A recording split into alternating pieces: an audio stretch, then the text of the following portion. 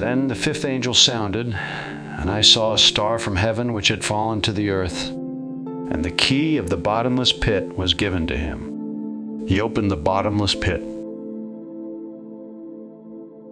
In part 3 of this series, I propose that there are 6 important sevens in Revelation. They are the 7 spirits of God and the 7 churches, the 7 prophecies and the 7 sealed book, and finally, the 7 trumpets and 7 bowls. This makes Revelation multifaceted, connected by its numerical structure. In other words, the first spirit of God, or spirit of wisdom, corresponds to the first church and prophecy and seal, unfolding in the first trumpet and bowl. The same is true for the second, third, and so on. The opening of the bottomless pit takes place when the 5th trumpet sounds, connecting it to the 5th Spirit of God or Spirit of knowledge, and the prophecy to Sardis. It also connects to the 5th bowl. Note the phrase, "a star from heaven which had fallen to the earth." This is past tense, indicating that this star had already fallen before the 5th trumpet sounded. This takes us back to the 3rd trumpet. And the 3rd angel sounded, and there fell a great star from heaven, burning as it were a lamp. And it fell upon the 3rd part of the rivers, and upon the fountains of waters. And the 3rd angel poured out his vial upon the rivers and fountains of waters, and they became blood. Note that the 3rd trumpet and bowl affect the 3rd part of the rivers and fountains of waters, causing them to become blood. Remember, the 3rd part speaks of Jerusalem, aligning with Matthew 23:33 through 39. And the star which fell. The 7 stars are the angels or spirits of the 7 churches. So let me share the following illustration with you.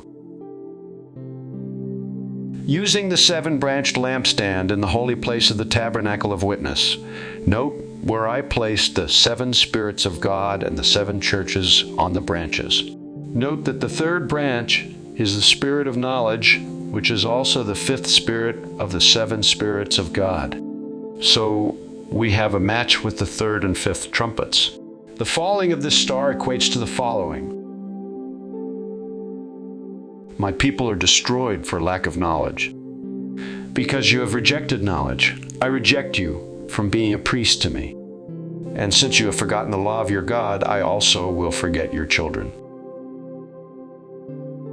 In the 3rd trumpet, we see God's knowledge rejected, leading to the spiritual condition of Sardis and the opening of the bottomless pit. Historically speaking, this aligns with the turbulent history of the Christian church since its inception long ago. No doubt, this rejection of his knowledge gained momentum after the death of the apostles of Christ. The word bottomless is found just 9 times in the King James, defined by Strong's as depthless, a variation of the root meaning depth, that is, by implication, the sea. 9 is the number of visitation and the gathering of evidence leading to judgment. The word pit is found just 7 times in the King James, defined as a hole in the ground dug for obtaining or holding water or other purposes, that is, a cistern or well. 7 is manifestation. The sea is held in by the ground or earth containing it. Water in any form denotes the thoughts and intentions of either God or man, while earth denotes the realm of the manifestation of these thoughts and ways. Waters are internal, earth is external. So it is given to the 4 angels of wisdom, understanding, counsel, and might to hurt the earth and the sea. This is the hurt of the second death or lake of fire, signifying the message of the cross from which judgment flows. When the bottomless pit is opened, we're told that smoke arose out of the pit, like the smoke of a great furnace, and then out of the smoke locusts came upon the earth, which are commanded to hurt only those men who do not have the seal of God on their foreheads. This corresponds to those not found written in the book of life. By the time of Sardis, this is most of God's people due to the apostasy of the church. The fact that the bottomless pit speaks of the earth and sea easily connects with the following.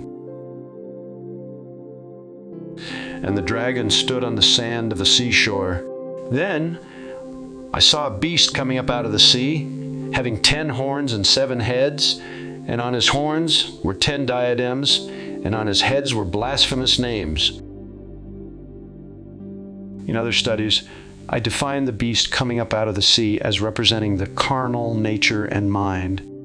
Note that the dragon stands on the sand of the seashore or earth, while the beast rises from the sea, agreeing with our perspective on both. The rising of the beast out of the sea corresponds to the opening of the bottomless pit. Why do I say this? Because the beast represents the carnal nature, while its 7 heads denote the 7 characteristics of the carnal mind that flow from this carnal nature, outlined in Proverbs 6:16 through 19. What is the bottomless pit?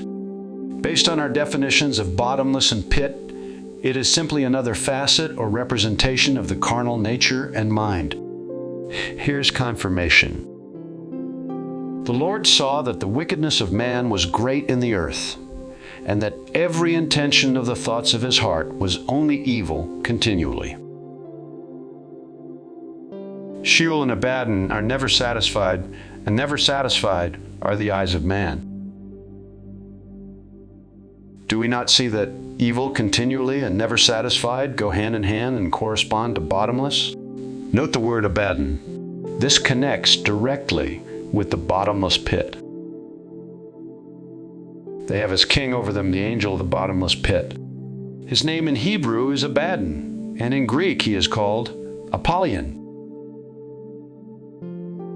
The angel of the bottomless pit is not some winged being dispatched by Satan, nor are the locusts literal. The word Abaddon basically means to perish, wander away, or lose oneself. As noted in Proverbs 27:20, it's rendered destruction in the King James. And what goes before destruction? Pride. And what is pride? The essence of carnality, thinking more highly of ourselves than we should. The locusts of the bottomless pit denote that which hinders and destroys the fruitfulness of God's people. We're told that the shape of the locusts was like horses prepared for battle.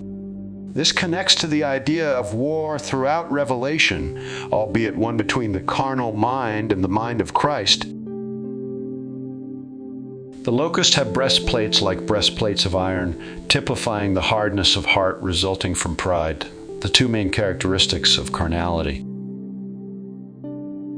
The carnal mind is death, so iron corresponds to this as well. For this reason, the locusts have tails like scorpions, and there were stings in their tails.